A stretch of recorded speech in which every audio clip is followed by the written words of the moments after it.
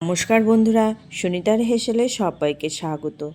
আজ আপনাদের সঙ্গে শেয়ার করব সম্পূর্ণ নিরামিষ আলুর দমের রেসিপি। ছোট আলু দিয়ে আলুর দমের রেসিপি আজ আমি আপনাদের সঙ্গে শেয়ার করব। চলুন তাহলে রেসিপিটি শুরু করা যাক। খুবই অল্প মশলায় আজ আমি এই ছোট আলুর দম তৈরি করে আপনাদেরকে দেখাবো। দেখুন, এখানে আমি আলু নিয়ে নিয়েছি। আলুগুলোকে কিন্তু খোসা ছাড়িয়ে খুব ভালো করে ধুয়ে নিয়েছি। এখানে নিয়ে নিয়েছি পরিমাণ মতো কড়াইশুঁটি। এখানে মশলার মধ্যে নিয়ে নিয়েছি আদা, কয়েকটা কাঁচা লঙ্কা আর একটা টমেটো। নিয়ে নিয়েছি 1 চামচ মতো কোরানো নারকেল। নারকেলটা যদি আপনাদের বাড়িতে অ্যাভেলেবেল থাকে তাহলে অবশ্যই ব্যবহার করবেন, যদি না থাকে দেওয়ার কোনো দরকার নেই। এখানে নারকেলের পরিবর্তে কয়েকটা কাজু বাদাম ব্যবহার করতে পারেন। কড়াইতে দিয়ে দিয়েছি পরিমাণ মতো তেল। তেলটা গরম হয়ে গেলে ওর মধ্যে প্রথমেই আমি কেটে রাখা আলুগুলোকে দিয়ে দেব। আলুর মধ্যে দিয়ে দিয়েছি সামান্য একটু লবণ আর হলুদ। লবণ হলুদ দিয়ে আলুটাকে কিন্তু খুব ভালো করে ভেজে নেব। এখানে আলু কিন্তু আমি আলাদা করে সিদ্ধ করে নেইনি। এখানে আলুটা আমি ভাজতেই কিন্তু সেদ্ধ করে নেব। তার জন্য এখানে আলুর মধ্যেই লবণ আর হলুদটাকে দিয়ে দিয়েছি। দিয়ে খুব ভালো করে মিশিয়ে নিয়ে ঢাকা দিয়ে আলুটাকে কিন্তু খুব ভালো করে একটু ভেজে নেব। ভাজতেই আলুটা যেন সেদ্ধ হয়ে যায় সেই রকমভাবেই কিন্তু আলুটাকে আমি ভেজে নেব। গ্যাসের আঁচটা মিডিয়াম টু লোতে রেখেই কিন্তু ভাজতে হবে, তাহলেই আলুগুলো কিন্তু খুব ভালো করে ভাজা হবে। এবার একবার কিন্তু আমি ঢাকনা খুলে দিয়ে আবারও একটু নাড়াচাড়া করে ঢাকনা দিয়ে রেখে দিয়েছি 10 মিনিটের জন্য, একদম লো আছে। দেখুন, এখানে আলু কিন্তু আমাদের মোটামুটি প্রায় ভাজা হয়ে গেছে। এখানে এবার আলুগুলোকে কিন্তু আমি তুলে নেব। আলু খুব ভালো করে ভেজে নিয়েছি। আলুগুলোকে এবার একটা পাত্রে নামিয়ে নেব। আলুগুলোকে একটা পাত্রে নামিয়ে নিয়েছি। নামিয়ে নিয়ে ওই একই তেলের মধ্যেই কিন্তু আমি রান্নাটা করব। তার জন্য তেলের মধ্যে ফোড়ন হিসাবে দিয়ে দিয়েছি তেজপাতা, দিয়ে দিয়েছি গোটা জিরে, আর এখানে দিয়ে দেব সামান্য একটু হিং। যেহেতু নিরামিষ আলুর দম বানাচ্ছি সেই কারণেই এখানে কিন্তু একটু হিংয়ের ব্যবহার করছি। খুব ভালো করে মশলাটাকে একটু ভেজে নেওয়ার পরেই এখানে আমি কালারের জন্য দিয়ে দিয়েছি সামান্য একটু কাশ্মীরি লাল লঙ্কার গুঁড়ো। কাশ্মীরি লঙ্কার গুঁড়োটা দেওয়ার পরেই এখানে বেটে রাখা মশলাটাকে দিয়ে দিয়েছি। বেটে রাখা মশলাটাকে দেওয়ার পরে খুব ভালো করে কিন্তু তেলের সঙ্গে মিশিয়ে নিয়েছি। মিশিয়ে নেওয়ার পরে এখানে মশলার বাটি ধোয়া জলটা কিন্তু ব্যবহার করেছি। বেশ কিছুটা পরিমাণে আমি এখানে জল দিয়ে দিয়েছি মশলাটাকে খুব ভালোভাবে কষিয়ে নেওয়ার জন্য।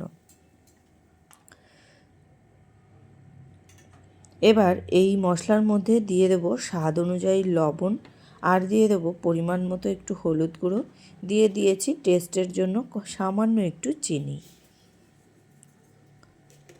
সমস্ত কিছু খুব ভালো করে মিশিয়ে নিয়ে আমি এই মশলাটাকে কিন্তু খুব ভালো করে একটু কষিয়ে নেব মশলা থেকে তেল ছাড়া পর্যন্ত।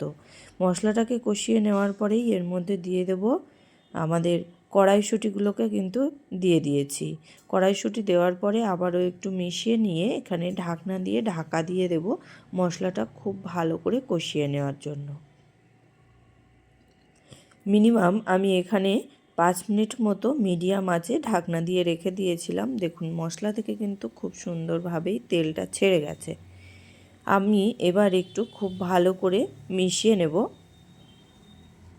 খুব ভালো করে কিন্তু মিশিয়ে নিয়েছি।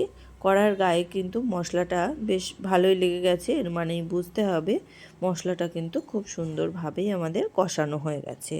এবার এই পর্যায়ে আমি এখানে কিন্তু ভেজে রাখা আলুগুলোকে দিয়ে দেব। আলুগুলো দিয়ে কিন্তু আবারও মশলার সঙ্গে খুব ভালো করে একটু কষিয়ে নেব। প্রায় 7 থেকে 8 মিনিট সময় ধরে আলুগুলোর সঙ্গে কিন্তু মশলাটাকে আবারও একটু কষিয়ে নেব। এতে আলুগুলোও খুব ভালোভাবে কষানো হবে, আর মশলাও যতটুকু বাদ আছে কষানো সেটাও কিন্তু খুব সুন্দরভাবে কষানো হয়ে আসবে। খুব ভালো করে কিন্তু আলুর সঙ্গে মশলাটাকে আমি মিশিয়ে নিয়েছি। মিশিয়ে নিয়ে এখানে গ্যাসের আঁচটা একদম লোতে রেখেই আমি ঢাকা দিয়ে দেব প্রায় 7 থেকে 8 মিনিটের জন্য। ফিরে এলাম 7 থেকে 8 মিনিট পর। দেখুন তেল কিন্তু খুব ভালোভাবেই ছেড়ে গেছে। এবার খুব ভালোভাবে কিন্তু মশলার সঙ্গে আলুটাও কষানো হয়ে গেছে। খুব ভালো করে একটু মিশিয়ে নিয়েছি। মিশিয়ে নিয়ে এখানে কিন্তু আমি ঝোলের জন্য গরম জলটাই ব্যবহার করব, আর অবশ্যই কিন্তু গরম জলটাই ব্যবহার করতে হবে, তাহলে কিন্তু রান্নার টেস্টটা খুব ভালো আসে। খুব ভালো করে মিশিয়ে নেওয়ার পরেই এখানে আমি পরিমাণ মতো জল দিয়ে দেবো। খুব বেশি কিন্তু এখানে জল দেব না, কেননা আমাদের আলু কিন্তু খুব সুন্দরভাবেই সেদ্ধ হয়ে গেছে। সেই কারণে এখানে আমি খুব বেশি জল ব্যবহার করিনি। সমস্ত কিছু খুব ভালো করে মিশিয়ে নেব ঝোলের সঙ্গে। দেখুন খুব ভালো করে কিন্তু মিশিয়ে নিয়েছি, আর একটু জল দেব।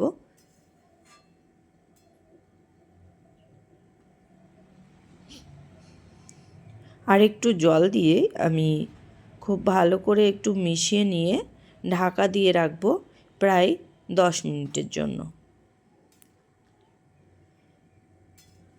ঢাকাটা দেব কিন্তু একদম মিডিয়াম আঁচেই ঢাকা দিয়ে আমি 10 মিনিট মতো রান্না করে নেব। ফিরে আসছি 10 মিনিট পর। ফিরে এলাম 10 মিনিট পর। দেখুন এখানে আলুর দম কিন্তু একদম রেডি হয়ে গেছে। যে যেমন ঝোল খেতে পছন্দ করেন সেই অনুযায়ী কিন্তু এখানে ঝোলটা রাখবেন। এখানে দেখুন আলু কিন্তু খুব সুন্দরভাবেই আমার সেদ্ধ হয়ে গেছে। এবার এখানে আমি একটা ভাজা মশলা ব্যবহার করব। এখানে আমি জিরে, ধনে আর গরম মশলা শুকনো খোলায় রোস্ট করে আমি একটু গুঁড়ো করে নিয়েছি। সেই মশলা এখানে আমি হাফ চামচ মতো ব্যবহার করব। দেখুন মশলাটা দিয়ে দিয়েছি। এবার এখানে দিয়ে দেবো সামান্য একটু ঘি, আর দিয়ে দেবো বেশ কিছুটা পরিমাণে ধনেপাতা। যেহেতু এখন শীতকাল, ধনেপাতা না দিলে আলুর দমের কিন্তু টেস্টটাই আসবে না। সেই কারণে এখানে বেশ কিছুটা পরিমাণে আমি ধনেপাতা দিয়ে দিয়েছি। ধনেপাতা দেওয়ার পরে ঘি আর গরম মশলার সঙ্গে খুব ভালো করে আলুর দমটাকে কিন্তু মিশিয়ে নেব। মিশিয়ে নিয়ে এখানে আমি ঢাকা দিয়ে রাখবো প্রায় 5 মিনিটের জন্য, একদম আঁচটা লো করে।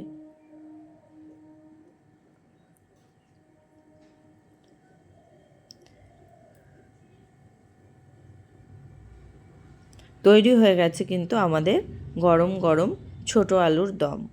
কড়াইশুঁটি দিয়ে ছোট আলুর দম, এটা কিন্তু রুটি, লুচি, পরোটা সবারই সঙ্গে খুবই ভালো যায়। আর খুব কম সময়ে খুব অল্প মশলায় কিন্তু এই ছোট আলুর দম তৈরি করে নেওয়া যায়। তাহলে বন্ধুরা, আমার এই ছোট আলুর দমের রেসিপি আপনাদের কেমন লাগলো অবশ্যই কিন্তু কমেন্ট করে জানাবেন। যদি ভালো লেগে থাকে তাহলে একটা লাইক করবেন, আর সাবস্ক্রাইব করে পাশে থাকার অনুরোধ রইল। আজকের মতো এই পর্যন্তই। আবার হাজির হয়ে যাব অন্য কোনো রেসিপি নিয়ে। ভালো থাকবেন, সুস্থ থাকবেন। ধন্যবাদ।